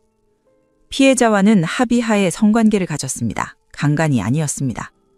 수사 단계에서는 커터칼로 위협하며 성폭행을 시도했다고 자백했던 그가 이제 와서 합의였다고 주장한 것입니다. 이미 세상을 떠난 17세 소녀는 반박할 수 없었습니다. 오직 심기섭의 일방적 주장만이 법정에 울려 퍼졌습니다. 사체 오욕도 하지 않았습니다. 이건 역시 거짓말이었습니다. 수사 과정에서 그는 사체 오욕 사실을 인정했고 관련 증거도 있었습니다. 하지만 법정에서는 태연하게 부인했습니다. 더 놀라운 주장이 이어졌습니다. 커터칼은 자살하려고 산 것입니다. 제가 자살하려고 하자 피해자가 말렸습니다. 그 과정에서 우발적으로 피해자가 사망했습니다. 자살용으로 칼을 샀다는 주장이었습니다. 그런데 왜 2개의 칼을 샀을까요? 왜 크기가 다른 2개를 구매했을까요? 수사 단계에서는 작은 칼이 부러지면 큰 칼을 쓰려고 라고 진술했으면서 이제 와서 자살용이었다고 주장하는 것입니다. 검사가 반박했습니다. 피고인은 수사 단계에서 명확히 자백했습니다. 커터칼로 피해자를 위협하며 성폭행을 시도했고 피해자가 도망치려 하자 목을 졸라 살해했다고 진술했습니다. 심기섭은 고개를 저었습니다. 수사 과정에 강압이 있었습니다. 제대로 진술하지 못했습니다. 강압이 있었다는 주장이었습니다. 하지만 수사 과정은 모두 녹화되어 있었고 변호인의 참여하에 이루어졌습니다. 강압의 증거는 어디에도 없었습니다. 방청석의 피해자 유족들은 분노를 참을 수 없었습니다. 거짓말쟁이! 뻔뻔하기는! 욕설이 터져나왔습니다. 재판장이 방망이를 두드리며 경고했습니다. 방청객은 정숙하시기 바랍니다. 다시 한번 소란을 피우면 퇴정 조치하겠습니다. 하지만 유족들의 분노는 쉽게 가라앉지 않았습니다. 딸을 잃은 슬픔도 모자라 법정에서 거짓말로 딸을 모욕하는 것을 보고 참을 수 있는 부모가 어디 있겠습니까? 심기섭은 자신을 향한 분노의 시선들을 애써 외면했습니다. 고개를 숙이고 바닥만 응시했습니다. 초점 없는 눈동자로 법정 바닥의 한 지점을 빤히 바라보고 있었습니다. 감정의 동요는 거의 보이지 않았습니다. 재판이 계속되었습니다. 검사는 증거를 하나하나 제시했습니다. 현장에서 발견된 커터칼, 심기섭의 SNS 게시물, 친구들에게 보낸 메시지와 사진, 국과수 감식 결과, 모든 것이 심기섭의 거짓말을 반박하는 증거들이었습니다. 특히 SNS에 올린 글이 결정적이었습니다. 내겐 인간이라면 느낄 수 있는 감정이 메말라 없어졌다. 오늘 난 죄책감을 느끼지 못했고 아주 작은 미소만이 날 반겼다. 이 글은 무엇을 의미하는 것일까요? 만약 정말로 우발적인 사고였다면 왜 죄책감을 느끼지 못했다고 썼을까요? 왜 미소가 자신을 반겼다고 표현했을까요? 지옥에 가고 싶었다. 마지막 순간까지 눈빛이 두렵지 않다는 걸 확실하게 해줘서 고맙다. 이 글은 더욱 명백했습니다. 피해자를 향한 조롱이었습니다. 우발적인 사고로 누군가를 죽인 사람이 이런 글을 쓸 수 있을까요? 시신 훼손 부분이 다뤄질 때였습니다. 검사가 16시간에 걸친 훼손 과정을 설명하자 심기섭의 표정에 미세한 변화가 나타났습니다. 그동안 무표정하게 바닥만 바라보던 그가 입술을 깨물기 시작했습니다. 불안한 기색이 역력했습니다. 입술을 깨무는 동작이 반복되었습니다. 이것은 무엇을 의미하는 걸까요? 양심의 가책을 느낀 것일까요? 아니면 단순히 이 부분이 가장 처벌이 무거울 것을 알기에 불안해한 것일까요? 검사는 냉정하게 증거를 제시했습니다. 피고인이 친구에게 보낸 메시지를 보겠습니다. 작업 중, 내 작품. 피고인은 자신이 하고 있는 일을 작업이라고 불렀고 그 결과물을 작품이라고 표현했습니다. 법정에 무거운 침묵이 흘렀습니다. 이것이 단순히 증거를 인멸하기 위한 행위였다면 왜 사진을 찍었겠습니까? 왜 친구들에게 전송했겠습니까? 왜 작품이라는 표현을 사용했겠습니까? 검사의 질문에 심기섭은 대답하지 못했습니다. 그저 고개를 숙인 채 바닥을 응시할 뿐이었습니다. 입술을 깨무는 동작만이 그의 내면의 동요를 보여주는 유일한 신호였습니다. 변호인은 최선을 다해 변론했습니다. 피고인은 갓 성인이 된 19세입니다. 초범이며 자진 출석하여 범행을 자백했습니다. 어린 시절 이란에서의 생활과 귀국 후 학교 적응 실패로 인한 심리적 불안정 상태가 범행에 영향을 미쳤습니다. 하지만 이런 변론이 범죄의 잔혹성을 덮을 수는 없었습니다. 재판은 몇 시간 동안 계속되었습니다. 증인신문, 증거조사, 변론이 이어졌습니다. 심기섭은 대부분의 시간 동안 고개를 숙이고 바닥만 바라보았습니다. 피해자 부모님의 증언 차례가 왔습니다. 어머니는 증언석에 서자마자 눈물을 흘렸습니다. 말을 잇지 못하고 흐느꼈습니다. 재판장이 잠시 휴정을 선언해 어머니가 진정할 시간을 주었습니다. 제 딸은 착한 아이였습니다. 떨리는 목소리로 어머니가 말했습니다. 공부도 열심히 하고 친구들과 잘 어울리고 부모에게 효도하는 그런 아이였습니다. 눈물이 멈추지 않았습니다. 법정에 있는 모든 이들이 숙연해졌습니다. 17세 소녀가 얼마나 소중한 존재였는지, 그 부모에게 딸이 얼마나 큰 의미였는지 모두가 느낄 수 있었습니다. 아버지도 증언했습니다. 재판장님, 제발 정의로운 판결을 내려주십시오. 간절한 목소리였습니다. 그것이 유족들이 법정에서 할 수 있는 전부였습니다. 딸을 되돌릴 수는 없지만 최소한 정의로운 심판이라도 받기를 바라는 것이었습니다. 첫 공판은 그렇게 끝났습니다. 재판장은 다음 공판 기일을 정하고 패정을 선언했습니다. 심기섭이 교도관의 인도를 받으며 법정을 나갔습니다. 수갑찬 손, 구부정한 어깨, 바닥을 향한 시선. 19세 청년의 뒷모습이 법정 문 밖으로 사라졌습니다. 방청석의 사람들도 하나둘 자리를 떠났습니다. 피해자 부모님은 한참을 그 자리에 앉아 있었습니다. 눈물을 닦고 다시 흘리고 또 닦았습니다. 17세 딸을 잃은 부모의 슬픔은 어떤 말로도 표현할 수 없는 것이었습니다. 법정 밖의 복도에는 기자들이 대기하고 있었습니다. 피고인이 혐의를 부인했습니다. 어떻게 생각하십니까? 마이크가 유족들에게 향했지만 그들은 대답할 힘조차 없었습니다. 그저 고개를 숙인 채 법원을 빠져나갈 뿐이었습니다. 첫 공판에서 드러난 심기섭의 태도는 많은 것을 시사했습니다. 수사 단계에서는 모든 것을 자백했지만 막상 법정에 서자 일부 혐의를 부인한 것입니다. 형을 조금이라도 줄여보려는 시도였을까요? 아니면 진짜로 그렇게 믿고 있는 것일까요? 다음 공판까지는 시간이 필요했습니다. 추가 증거 조사와 증인 질문이 예정되어 있었습니다. 검사는 심기섭의 거짓말을 명백히 입증할 준비를 하고 있었고 변호인은 최선의 변론을 준비하고 있었습니다.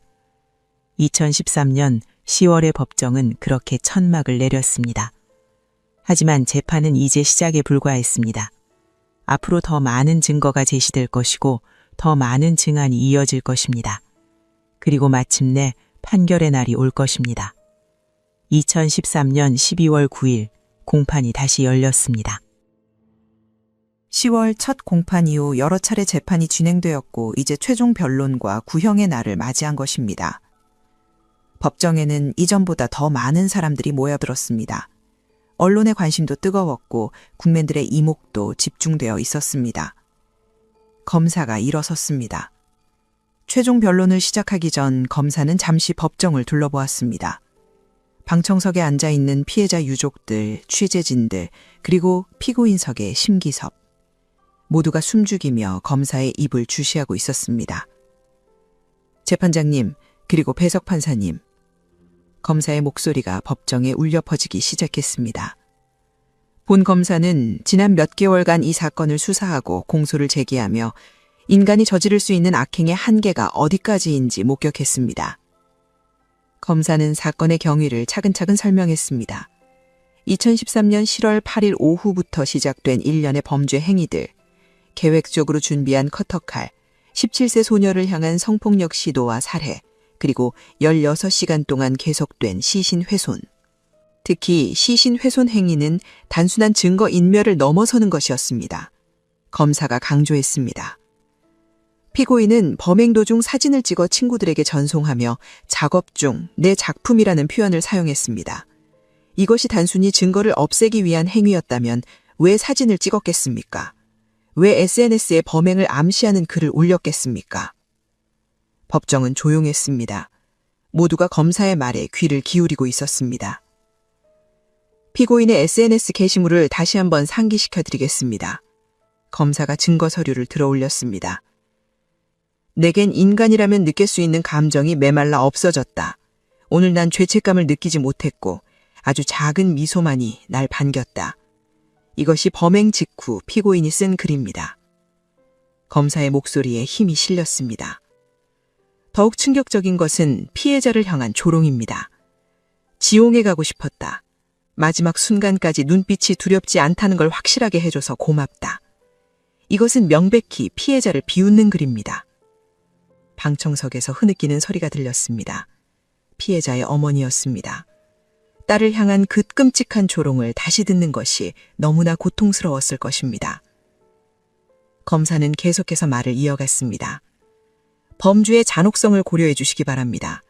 16시간 동안 집요하게 시신을 훼손한 행위는 인간으로서 상상조차 할 수 없는 것입니다. 사체 오욕 같은 극악한 범죄까지 저질렀습니다. 그리고 검사는 사회적 파장에 대해서도 언급했습니다. 이 사건은 대한민국 사회에 큰 충격을 주었습니다.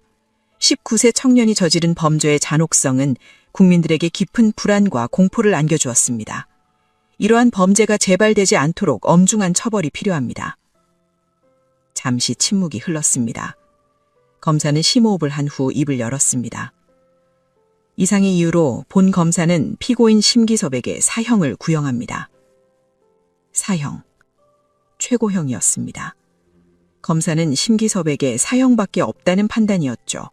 범죄의 잔혹성과 사회적 파장을 고려하면 다른 선택지가 없다는 입장이었습니다. 법정에 무거운 정적이 흘렀습니다.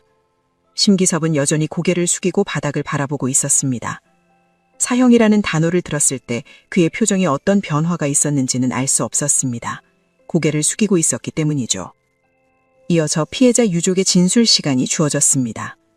피해자의 아버지가 떨리는 발걸음으로 진술대로 걸어갔습니다. 그의 얼굴에는 깊은 슬픔이 새겨져 있었습니다. 몇 개월 동안 딸을 잃은 슬픔과 법정에서의 고통을 견뎌온 흔적이 여력했습니다. 재판장님, 아버지의 목소리가 떨렸습니다. 이게 지옥입니다. 간단하지만 무게 있는 말이었습니다. 이게 지옥이다. 딸을 잃은 부모의 삶이 바로 지옥이라는 뜻이었습니다. 매일 아침 눈을 뜨면 딸이 없다는 현실을 마주해야 하고 밤마다 딸의 마지막 순간을 떠올리며 괴로워해야 하는 삶. 눈에 넣어도 안 아플 딸이었습니다. 아버지가 울먹였습니다. 그 아이가 그렇게 비참하게 갔습니다. 더 이상 말을 잇지 못했습니다. 오열이 터져나왔습니다. 법정에 있는 모든 이들이 숙연해졌습니다. 재판장도 검사도 변호인도 방청객들도 모두 고개를 숙였습니다. 한 사람만 제외하고 심기섭은 여전히 무표정하게 바닥을 바라보고 있었습니다. 피해자 아버지의 오열 소리가 법정에 울려 퍼지는 동안에도 그의 표정에는 변화가 없었습니다. 이것이 정상적인 인간의 반응일까요? 아버지는 간신히 진정하고 마지막 말을 남겼습니다. 재판장님, 정의로운 판결을 내려주십시오. 그것만이 제 딸에게 해줄 수 있는 마지막입니다. 진술을 마친 아버지는 비틀거리며 자리로 돌아갔습니다. 옆에 앉은 아내가 그를 부축했습니다. 두 사람은 서로를 안으며 눈물을 흘렸습니다. 다음은 피고인의 최후 진술 차례였습니다. 재판장이 심기섭에게 물었습니다. 피고인, 최후로 하고 싶은 말이 있습니까? 심기섭이 천천히 일어섰습니다. 그리고 처음으로 고개를 들어 재판장을 바라보았습니다. 잠시 망설이는 듯하더니 입을 열었습니다. 죄송합니다. 짧은 사과였습니다. 하지만 그 말에 진정성이 있었을까요? 그는 계속해서 말했습니다. 피해자와 유족분들께 정말 죄송합니다. 하지만 여기서 끝이 아니었습니다. 심기섭은 여전히 일부 혐의를 부인했습니다. 그러나 강간과 사체 오역은 하지 않았습니다. 그 부분은 억울합니다. 방청석에서 분노의 소리가 터져나왔습니다. 뭐가 억울해? 끝까지 거짓말을! 재판장이 방망이를 디디렸습니다. 심기섭은 다시 고개를 숙였습니다. 최후 진술이 끝났습니다. 사과는 했지만 여전히 일부를 부인하는 모순적인 진술이었습니다. 변론이 모두 끝났습니다. 이제 재판부의 판결만 남은 상태였습니다. 재판장은 선고기일을 12월 27일로 정했습니다. 약 2주 후였습니다. 그날 심기섭의 운명이 결정될 것입니다. 12월 27일이 왔습니다. 수원지방법원 형사합의부 법정은 사람들로 가득했습니다. 선고를 듣기 위해 모인 사람들이 복도까지 넘쳐났습니다. 피해자 유족들은 긴장된 표정으로 자리에 앉아 있었습니다. 오전 10시 재판장과 배석 판사들이 입장했습니다. 재판장님, 배석 판사님께 경례. 법정 경위의 구령에 따라 모두가 일어나 격려했습니다. 판사들이 착석하고 이어서 방청객들도 자리에 앉았습니다. 심기섭이 입정했습니다. 숫갑을 찬 그는 피고인석으로 걸어가 섰습니다. 표정은 여전히 무덤덤했지만 손가락이 미세하게 떨리고 있었습니다. 긴장하고 있다는 신호였습니다. 재판장이 판결문을 펼쳤습니다. 2013 고합 382호 강간등 살인, 사체 오역, 시체 곤개, 시체 유기 사건에 대한 판결을 선고하겠습니다. 법정에 깊은 정적이 흘렀습니다. 모든이 숨을 죽였습니다. 재판장이 판결문을 읽기 시작했습니다. 피고인의 범행은 극히 잔인무도합니다. 17세 소녀를 살해한 것도 모자라 16시간 동안 집요하게 시신을 훼손했습니다. 재판장의 목소리는 단호했습니다. 사체 오역 등 극악한 범죄까지 저질렀습니다. 이는 인간으로서의 최소한의 동엄성마저 짓밟은 행위입니다. 피고인이 주장한 부인 내용에 대해서도 판단이 내려졌습니다. 피고인은 강간과 사체 오역 혐의를 부인했으나 증거들을 종합하면 모든 혐의가 명백히 인정됩니다. 강간 등 살인, 사체 오역, 시체 곤개, 시체 유기, 4가지 혐의 모두 유죄였습니다. 참작할 사정이 전혀 없습니다. 재판장이 강조했습니다. 피고인이 범행 후 SNS에 올린 글들을 보면 죄책감을 전혀 느끼지 못했다고 스스로 고백했습니다. 피해자를 조롱하는 글까지 올렸습니다. 방청석의 유족들은 눈물을 흘리며 판결문을 듣고 있었습니다. 검사는 사형을 구형했습니다. 재판장이 말했습니다. 법정의 모든 시선이 재판장에게 쏠렸습니다. 과연 사형이 선고될 것인가? 그러나 재판장이 말을 이었습니다. 피고인은 갓 성인이 된 19세입니다. 초범이며 자진 출석하여 범행을 자백했습니다. 심기섭에게 유리한 사정들이 언급되기 시작했습니다. 교화 가능성을 완전히 배제할 수는 없다고 판단됩니다. 방청석에서 실망의 한숨이 새어나왔습니다. 사형이 아니라는 뜻이었습니다. 따라서 재판부는 피고인에게 사형 대신 무기징역을 선고합니다. 무기징역. 사형은 아니었지만 2번째로 무거운 형이었습니다. 평생을 교도소에서 보내야 한다는 의미였죠. 추가로 위치 추적 전자장치 부착 30년을 명합니다. 전자발찌를 30년간 착용해야 한다는 뜻이었습니다. 신상정보 공개 10년을 명합니다. 심기섭의 신상정보가 10년간 공개될 것이었습니다. 재판장은 판결문 마지막 부분을 읽었습니다. 본 재판부는 특별히 다음 사항을 판결문에 부기합니다.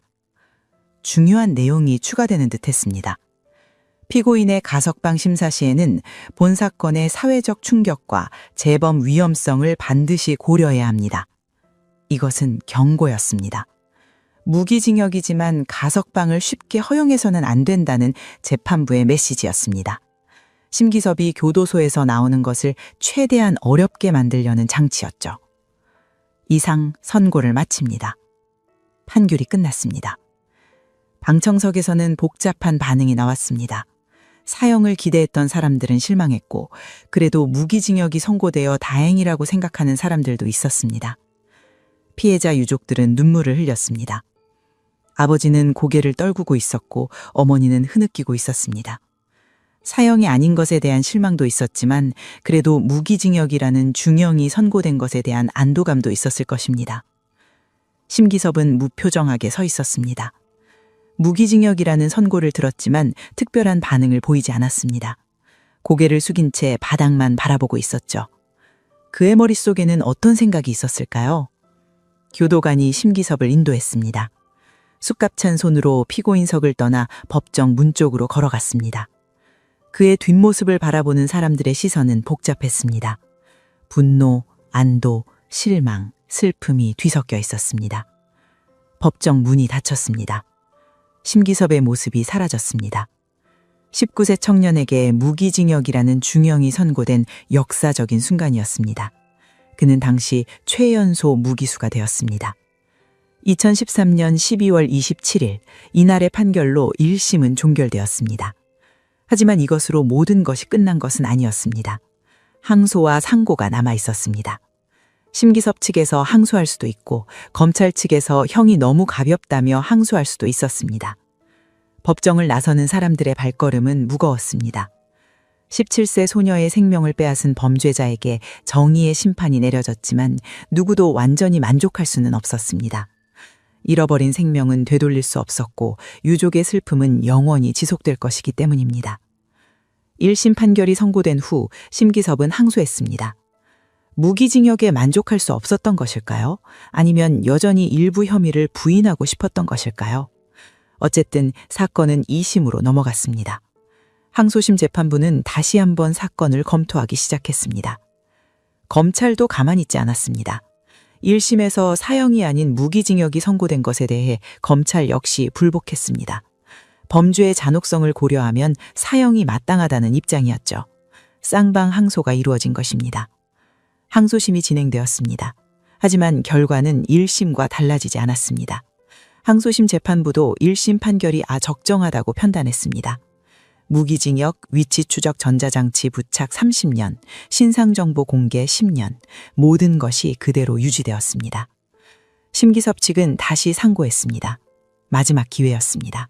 대법원에서 판결이 뒤집히지 않으면 모든 것이 확정되는 것이었죠. 검찰도 사형을 구하며 상고를 진행했습니다. 사건은 대한민국 최고 법원인 대법원으로 올라갔습니다. 2014년 시간이 흘렀습니다. 심기섭은 구치소에서 재판 결과를 기다리고 있었습니다. 그의 일상은 단조로웠습니다. 좁은 독방에서 하루하루를 보내며 가끔 면회를 받고 재판 준비를 하는 것이 전부였습니다. 밖에서는 여전히 이 사건이 화제였습니다. 언론은 계속해서 사건을 보도했고 인터넷 커뮤니티에서는 논쟁이 이어졌습니다. SNS를 통한 범죄 자랑이라는 새로운 현상에 대한 우려가 커졌고 청소년 흉악범죄 처벌 수위에 대한 논쟁도 뜨거웠습니다. 일부에서는 신상 공개를 둘러싼 논란도 일었습니다. 심기섭의 얼굴과 이름이 언론을 통해 공개되면서 이것이 적절한지에 대한 의견이 갈렸습니다. 19세 청년의 신상을 공개하는 것이 과연 정당한가? 하지만 반대편에서는 이 정도로 끔찍한 범죄를 저지른 사람의 신상은 당연히 공개되어야 한다고 주장했습니다. 제2의 오원춘 사건이라는 표현이 등장했습니다. 2012년 발생한 오원춘 사건과 비교되었습니다. 잔혹한 살인과 시신훼손이라는 공통점 때문이었죠. 두 사건 모두 대한민국 사회에 큰 충격을 주었고 범죄사의 끔찍한 기억으로 남게 되었습니다. 드디어 2014년 8월 20일이 왔습니다. 대법원의 최종 판결이 선고되는 날이었습니다. 이날의 결정으로 모든 것이 확정될 것이었습니다. 심기섭의 운명이 완전히 결정되는 순간이었죠. 대법원 1부는 심기섭의 상고를 기각했습니다. 상고를 기각한다. 짧고 간결한 판결이었습니다. 1심과 2심의 판단이 정당하다는 것이 대법원의 결론이었습니다. 심기섭에게 무기징역을 선고한 것은 적절한 판단이라는 뜻이었죠. 검찰의 상고도 기각되었습니다. 사형이 아닌 무기징역도 적정하다는 판단이었습니다. 대법원은 1심 재판부가 언급한 사유들, 즉 갓 성인이 된 초범이며 교화 가능성을 완전히 배제할 수 없다는 점을 인정한 것입니다. 이것으로 모든 재판이 끝났습니다. 심기섭에게 무기징역과 위치 추적 전자장치 부착 30년, 신상정보 공개 10년이 확정되었습니다. 더 이상 뒤집을 방법은 없었습니다. 이것이 최종 결론이었고 심기섭은 이 형을 받아들여야 했습니다. 19세에 무기징역을 선고받은 청년. 심기섭은 당시 최연소 무기수가 되었습니다. 대한민국 교정 역사상 가장 어린 나이에 무기징역을 선고받은 사람 중 하나가 된 것입니다. 이것은 불명예스러운 기록이었습니다. 무기징역은 평생형을 의미합니다. 법적으로는 20년 복역 후 가석방 심사를 받을 수 있지만 실제로 가석방이 허가되는 경우는 드뭅니다. 특히 심기섭의 경우 1심 판결문에 가석방 심사 시 사회적 충격과 재범 위험성을 반드시 고려해야 한다는 문구가 명시되어 있었습니다. 이것은 무엇을 의미할까요? 심기섭이 교도소 밖으로 나오는 것을 최대한 어렵게 만들겠다는 법원의 의지였습니다. 20년 후 가석방 심사를 받는다 해도 승인될 가능성이 극히 낮다는 뜻이었죠. 사실상 평생을 교도소에서 보내야 할 가능성이 높았습니다. 전자발찌 30년도 부과되었습니다. 만약 기적적으로 가석방이 된다 해도 그로부터 30년간은 전자발찌를 착용해야 합니다. 위치가 실시간으로 추적되고 특정 장소 출입이 제한되며 야간 외출도 통제를 받습니다. 자유로운 삶은 사실상 불가능한 것이었습니다. 신상정보 공개 10년, 심기섭의 얼굴, 이름, 나이, 주소 등이 10년간 성범죄자 알림이 사이트에 공개됩니다. 누구나 그의 신상을 확인할 수 있게 되는 것입니다. 이건 역시 사회 복귀를 어렵게 만드는 요소였습니다. 심기섭은 교도소로 이송되었습니다. 구치소에서 교도소로 옮겨진 그는 무기수 생활을 시작했습니다. 제한된 활동, 규칙적인 일과 이것이 그의 남은 인생이 될 것이었습니다. 피해자 유족들은 어땠을까요? 대법원 판결로 모든 재판이 끝났다는 소식을 들었을 때 그들은 어떤 감정을 느꼈을까요? 안도감? 실망감? 아니면 여전히 채워지지 않는 공허함이었을까요? 딸은 돌아오지 않았습니다. 아무리 무거운 형이 선고제여도 17세 소녀는 다시 살아 돌아올 수 없었습니다. 유족들의 삶은 영원히 바뀌어 버렸습니다. 매일 아침 눈을 뜨면 딸이 없다는 현실과 마주해야 했고 밤마다 딸의 마지막 순간을 떠올리며 괴로워해야 했습니다. 이 사건이 남긴 것은 무엇이었을까요? 17세 소녀의 억울한 주군이었습니다. 한 명의 평범한 청소년이 여름방학을 맞아 친구를 만나러 갔다가 끔찍한 범죄의 희생자가 된 비극이었습니다. 그 죽음은 단순한 호기심이나 충동으로 설명될 수 없는 것이었습니다. 대한민국 범죄사에 지울 수 없는 기록이 남았습니다. 2013년 용인 모텔 살인 사건, 19세 청년이 저지른 끔찍한 범죄, 16시간에 걸친 시신 훼손, SNS를 통한 범행 자랑, 이 모든 것이 하나의 사건으로 기록되었습니다. 청소년 범죄에 대한 사회적 경각심이 높아졌습니다. 겉으로 보기에는 평범해 보이는 청소년도 이런 끔찍한 범죄를 저지를 수 있다는 사실에 사람들은 충격을 받았습니다. 가정교육, 학교교육, 사회 시스템 전반에 대한 반성의 목소리가 나왔습니다. SNS와 범죄의 관계에 대한 논의도 시작되었습니다. 심기섭처럼 SNS의 범행을 암시하거나 자랑하는 사례가 늘어나면서 이에 대한 대책이 필요하다는 지적이 나왔습니다. 디지털 시대의 새로운 범죄 양상에 대한 연구가 필요했습니다. 하지만 가장 중요한 것은 따로 있었습니다. 17세 소녀를 기억하는 것입니다. 그녀는 단순한 통계의 숫자가 아니었습니다. 꿈과 희망을 가진 한 명의 인간이었습니다. 부모에게는 눈에 넣어도 안 아플 딸이었고 친구들에게는 소중한 동료였습니다. 그녀의 이름은 가명으로 처리되었지만 그녀의 존재는 잊혀져서는 안 됩니다. 2013년 7월 8일 용인시 기흥구 신갈동 모텔 807호에서 생을 마감한 17세 소녀. 그녀가 얼마나 두려웠을지, 얼마나 도움을 간절히 바랐을지 우리는 상상조차 알 수 없습니다. 심기섭은 지금도 교도소 어딘가에 있습니다. 무기수로서 하루하루를 보내고 있습니다. 그는 자신이 저지른 일에 대해 진정으로 반성하고 있을까요? 아니면 여전히 감정이 메말라 있을까요? 그것은 아무도 알 수 없습니다. 2014년 8월 20일 대법원의 판결로 모든 것이 확정되었습니다. 심기섭에게는 평생의 감옥살이가, 피해자 유족에게는 평생의 슬픔이, 그리고 대한민국 사회에는 잊을 수 없는 비극이 남았습니다. 이것이 2013년 여름 용인에서 벌어진 끔찍한 사건의 끝이었습니다.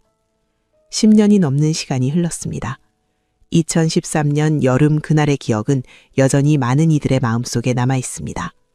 언론의 관심은 시간이 지나며 사그라들었지만 사건 자체를 주는 충격은 쉽게 잊혀지지 않았습니다. 심기섭은 여전히 교도소에 수감되어 있습니다. 그는 20년 복역 후 가석방 심사를 받을 수 있지만 1심 판결문에 명시된 경고 문구를 고려하면 승인 가능성은 낮습니다. 사회적 충격과 재범 위험성을 반드시 고려하라는 재판부의 주문이 있었기 때문입니다. 피해자 가족들은 조용히 살아가고 있습니다. 그들의 일상은 딸을 잃기 전과는 완전히 달라졌습니다. 하지만 그들은 여전히 하루하루를 살아내고 있습니다. 잃어버린 딸을 가슴에 품고 그리움과 함께 세월을 보내고 있습니다. 이 사건은 우리에게 무엇을 말해주고 있을까요? 인간 내면에 존재할 수 있는 어둠에 대한 경고일까요? 아니면 사회 안전망의 중요성을 일깨우는 교훈일까요? 혹은 단순히 우리가 얼마나 취약한 존재인지를 보여주는 사례일까요? 한 가지 분명한 것은 있습니다. 17세 소녀의 죽음은 결코 의미 없는 것이어서는 안 된다는 점입니다. 그녀의 비극이 다시는 반복되지 않도록 우리 사회가 더욱 안전해지도록 노력해야 합니다. 평범해 보이는 일상 속에서도 위험은 도사리고 있습니다. 믿었던 사람이 갑자기 변할 수도 있고 안전하다고 생각했던 장소가 위험할 수도 있습니다. 항상 경각심을 가지고 자신과 주변 사람들의 안전을 생각해야 합니다. 2013년 7월 8일 용인시 기흥구 신갈동 모텔 807호. 그곳에서 벌어진 비극은 절대 잊어서는 안 될 사건으로 기억되고 있습니다. 17세 소녀의 억울한 죽음, 19세 청년이 저지른 끔찍한 범죄, 그리고 남겨진 사람들의 평생에 걸친 고통. 여러분은 어떻게 생각하시나요? 끝까지 시청해 주셔서 감사합니다. 지금까지 어메이징 미스터리였습니다.